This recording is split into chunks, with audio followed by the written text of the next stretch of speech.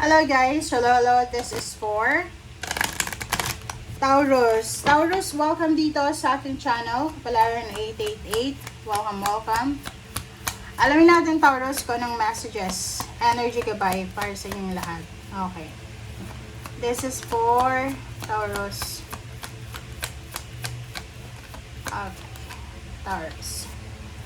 Main male.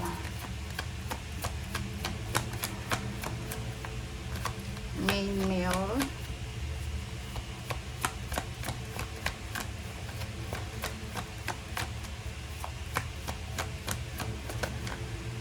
Alright, so main male, 11 sudden wealth and wealthy man. Okay. So kung makikita mo dito Taurus, ang subject mo for this week ay isang lalaki na single, isang lalaki na sobrang yaman, and sudden wealth. So, dalawang lalaki ang posibleng makakatulong sa'yo sa linggong ito para makuha mo yung napakabilis na swerte na to. So, nakikita ko dito, this one is like, first sign Leo, Aries, Sagittarius. This one is, maybe this is your energy. Earth signs, Virgo, Capricorn, and Taurus. So, nakikita ko sa'yo dito, na meron kayo na gagawin. This is a collaboration. A collaboration na posibleng mag-result sa pagkakaroon ng sudden wealth, magiging mayaman, parang ganon. Or maybe there's a certain person, isang tao ang posibleng makakatulong sa'yo para bigla kang yumaman or whatever man na tulong yan. Okay?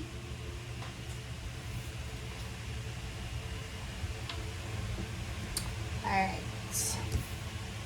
This is for Taurus. Maybe you're dealing with your boss, with a company, big company, or kano pa man. Lottery, online lottery, inheritance, lump sum of money, payments, payouts, promotion, salary increase.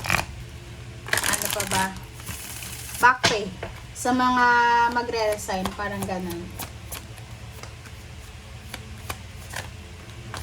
Alright, soulmate, relationship, and protection. So, whatever man daw ito, regarding sa money, regarding sa love life, you and your loved ones, your possession, are safe and protected by heaven. So, wala kang dapat alalahanin ngayong linggong ito, regarding sa pera, regarding sa communication, regarding sa connection, or sa kung halimbawa sa, about sa finances. Wala kang dapat alalahanin. Sa love life mo, sinasabi ng bara sa'yo na meron yung parang kung yung karelasyon mo ngayon ay hindi pa yan yung soulmate mo, there's an spiritual connection na posibleng papasok sa buhay mo. So, there's a new romance. Spiritually, you are connected. Okay? So, pwedeng soulmate mo yan, twin flame, or that's your like ano mo siya, asawa mo siya sa old life mo, parang ganun.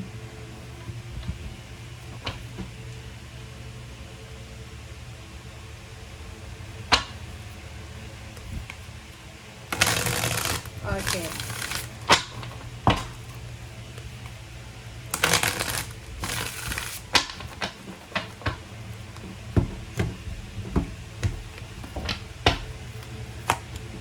Okay, Page of Pentacles. Page of Pentacles, this is about your financial future. So, yun, sinasabi ng baraha sa'yo dito na wala kang dapat alalahanin, Taurus, about your financial plans, financial future.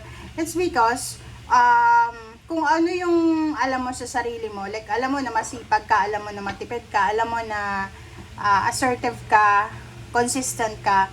So, kahit hindi man natin sabihin na magiging milyonaryo-bilyonaryo ka, but in your future, talagang there's a good future na nag-aantay sa'yo. Okay? Kaso lang, there's a Capricorn na you are connected with a Capricorn. Ang sinasabi ng bara sa'yo dito, okay, makinig ka. Kung nasa Pilipinas ka, Taurus, tapos you're planning to travel abroad for work or vacation. There's someone here, literal, it's either any zodiac sign siya, pwedeng parents mo siya, friends, or pwedeng karelasyon. Parang pipigilan ka niya. So, ibig sabihin na to, tingnan mo siya. This is your future. Okay, future mo yan. Sinasabi ng barahan na you will receive financial breakthrough. Hindi sa lugar kung nasan ka ngayon. Kailangan mong umalis. Kailangan mong hanapin sa malayo. Kung ano ba to na blessing na deserve mo. But the problem is there's someone here na kinukontrol yung destiny mo. I don't know why, but this person is the devil sa buhay mo. Kailangan mong maging matalino dito, guys. Like, ma-realize mo, mag-reflect ka. Okay, mag-reflect kayo. Taurus, isipin nyo na sino ba tong taong to na pumipigil sa tagumpay ko. So, you need to remove this person or this mindset. Diba? Mabilis lang kasi to eh. Napakabilis na success, financial success, international, ang pwedeng maging susi para magtagumpay ka, maging wealthy ka, maging mayaman. But the problem is there's someone here na hinahadlagan yung iyong pagyaman, iyong pag-unlad. Sabi sa iyo eh. Akala mo katulong mo siya. Ang akala mo dito, Taurus, yung taong yan ay kumbaga makakatulong sa iyo. Kasi you're dreaming together eh. You're planning together. But the problem is Page of Swords siya eh. Yung sinasabi niya sa iyo, walang katotohanan yun. Yung sinasabi niya sa iyo para yon sa sarili niya. Wala ka, hindi ka kasama sa plano niya. Okay? He or she is not your allies. Okay? Hindi mo yung allies. Oh. 'Di ba? Sabi ng baraha sa iyo dito, once na nakaalis ka sa connection na yan, once na naka-detach ka sa tao na yan, or kung ano pa man yan, lugar ba yan, tao, trabaho ba yan, sinasabi ng baraha sa iyo na you will have the huge, big success na minamanifest mo.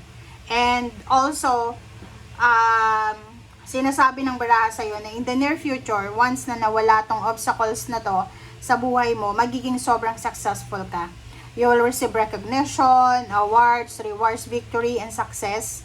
Ikakasal ka din, magkakaroon ka ng bahay, magiging masaya ang pamilya mo, happy, peaceful, financially and emotionally yung magiging buhay mo in the near future. Okay? So, ang sinasabi ng baraha sa iyo dito, kailangan mong mag-isip. Mag-reflect ka. Mag-reflect ka kung sino ba yan? Sino ba yung mga taong yan na parang sila yung nagiging sagabal sa mga bagay-bagay na gusto mong gawin. Okay? May mga plano ka pero hindi mo magawa. It's because of this person na to, na hinahadlangan ka niya. Okay?